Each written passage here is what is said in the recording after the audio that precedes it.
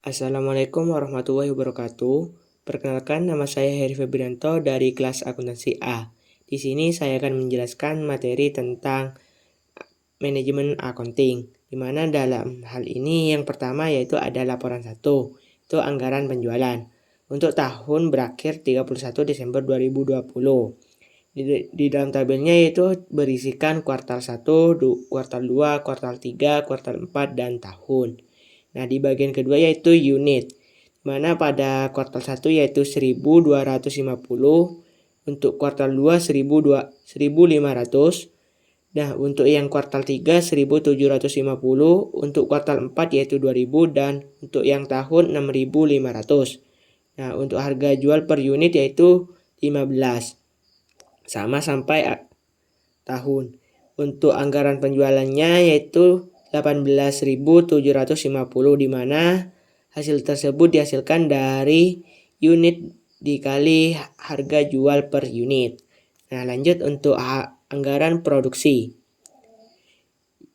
Unilever menjual sabun di tahun 2020 dengan anggaran penjualan seperti tabel di atas. Kebijakan perusahaan mensyaratkan 30% penjualan kuartal berikutnya harus tersedia di persediaan akhir. Dan persediaan awal sabun tersebut untuk kuartal pertama tahun berjalan adalah 300. Anggaplah penjualan kuartal pertama tahun 2021 diperkirakan 1.250 unit. Penjualan pada kuartal pertama adalah 1.250 sabun. Persediaan awal adalah 300 kaos dan persediaan akhir pada kuartal pertama adalah 450 kaos, atau mana 450 kaos itu dihasilkan dari 1.500 dikali 30%. Nah, kita langsung lanjutkan ke tabelnya. Laporan 2, anggaran produksi untuk tahun berakhir 31 Desember 2020, di mana dalam tabelnya yaitu berisikan kuartal 1, kuartal 2, kuartal 3, kuartal 4, dan tahun. Nah, untuk di kolom penjualan pada kuartal 1 yaitu 1.250, kuartal 2 1.500, kuartal 3 1.700, kuartal 4 2.000, dan tahun di bagian tahun itu 6.500, di mana hasil tersebut dihasilkan dari penjumlahan kuartal 1 sampai kuartal 4. Nah, untuk yang penjualan ini mengambil pada laporan sebelumnya. Nah, untuk persediaan akhir yang diinginkan yaitu caranya yaitu 1.500 dikali 30%, sehingga menghasilkan 450, sama juga dengan yang pada kuartal 2, kuartal 3, kuartal 4 itu caranya juga sama dengan yang kuartal 1. Nah, untuk jumlah kebutuhan 1.700 itu dihasilkan dari penjumlahan penjualan ditambah persediaan akhir yang diinginkan sehingga menjadi 1.700. Nah, untuk persediaan awal 300 itu dihasilkan diambil dari soal, sedangkan untuk yang kuartal 2 450 itu dihasilkan dari persediaan akhir yang diinginkan. Begitu juga pada kuartal selanjutnya. Nah, untuk yang bagian tahun itu mengambil pada kuartal 1. Nah, untuk unit yang diproduksi 1.400, di mana hasil tersebut dihasilkan dari jumlah kebutuhan dikurangi persediaan awal sehingga menjadi unit yang diproduksi.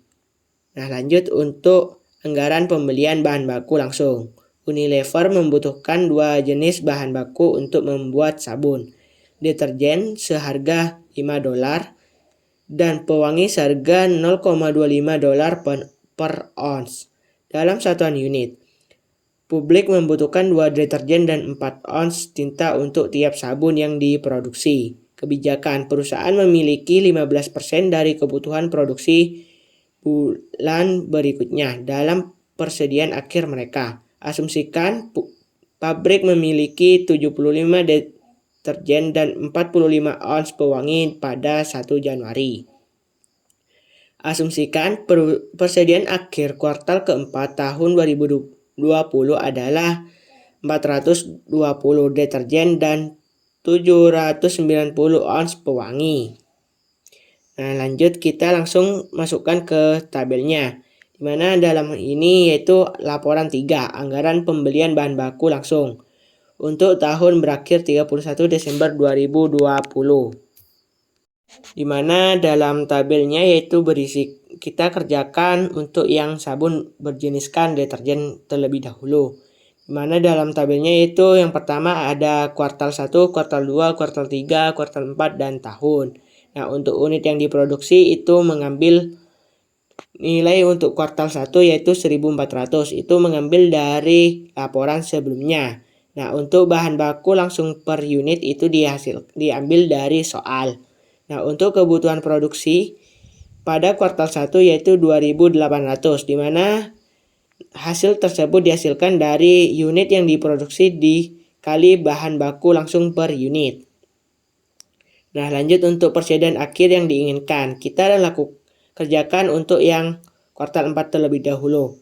Di mana pada kuartal 4 yaitu 420, di mana hasil tersebut itu diambil dari soal. Nah, untuk mencari yang kuartal 1 itu caranya yaitu 3150 dikali 15%. Jadi hasilnya yaitu 472,5. Begitu juga pada kuartal 2 dan 3. Nah, untuk bagian tahun persediaan akhir itu mengambil persediaan akhir yang paling sedikit.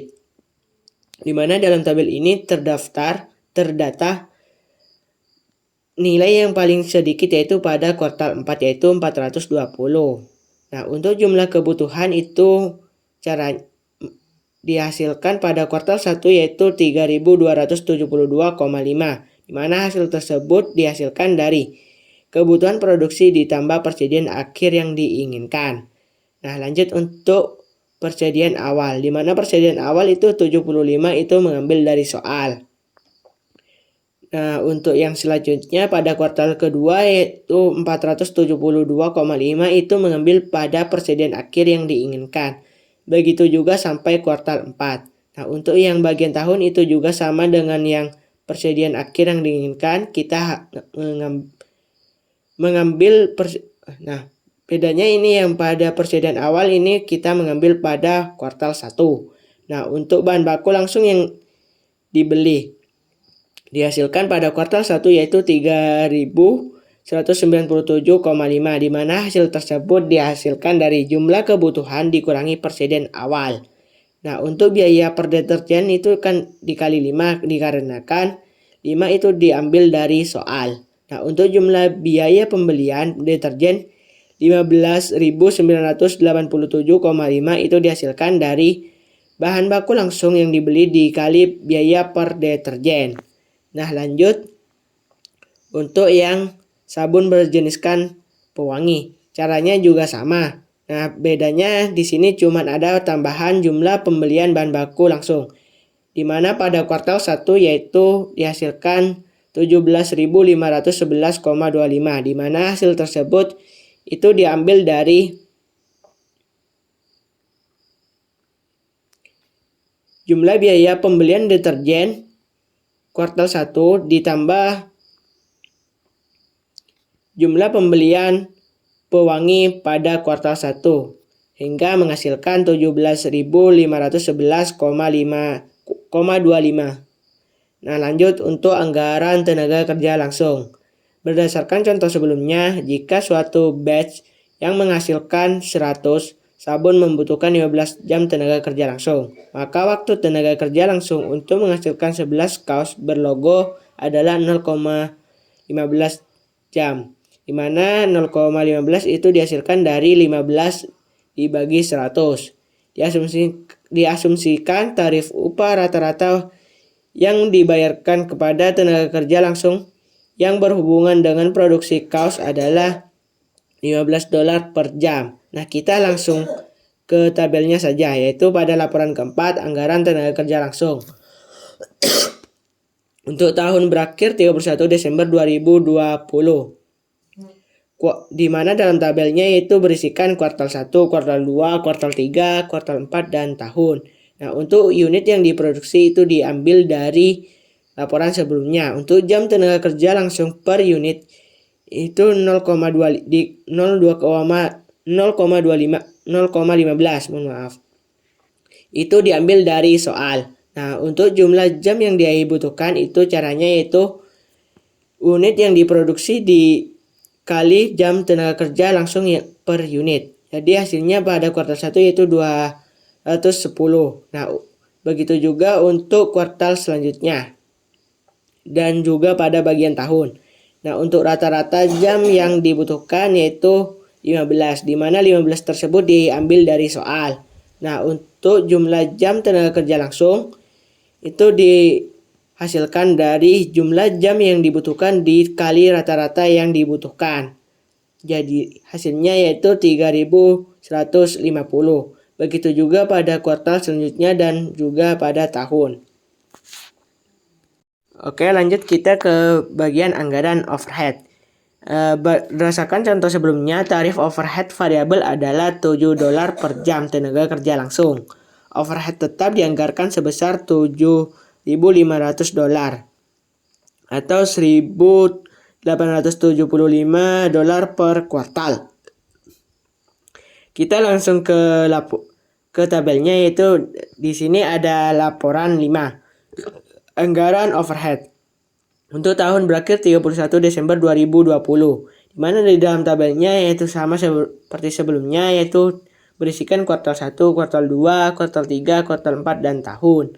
Nah, untuk jam tenaga kerja yang dianggarkan itu diambil dari laporan sebelumnya. Nah, untuk tarif overhead variabel itu 7 itu diambil dari soal. Nah, untuk yang overhead variabel yang dianggarkan untuk kuartal 1 yaitu 1.470. Itu dihasilkan dari jam tenaga kerja yang dianggarkan dikali tarif overhead variabel, sehingga dihasilkan nominal tersebut. Begitu juga pada kuartal selanjutnya sampai tahun. Nah, untuk yang overhead tetap yang dianggarkan yaitu 1.875, itu diambil dari soal. Nah, untuk jumlah overhead itu dihasilkan dari overhead variabel yang dianggarkan ditambah overhead tetap yang dianggarkan. Jika ditotal pada kuartal 1, jumlah overhead yaitu 3.345. Itu juga pada kuartal selanjutnya sampai tahun. Oke, lanjut ke laporan 6.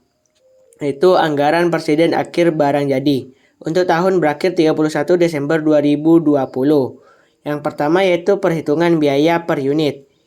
Yaitu A, bahan baku langsung.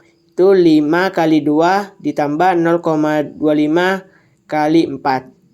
Sama dengan 11, di mana 5 kali 2 itu diambil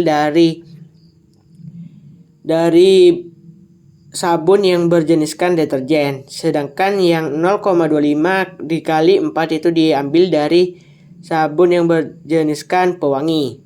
Nah, untuk yang B, tenaga kerja langsung, yaitu 0,15 jam tenaga kerja langsung dikali 15. Itu diambil dari laporan keempat. Itu hasilnya 2.025. 2,25, mohon maaf.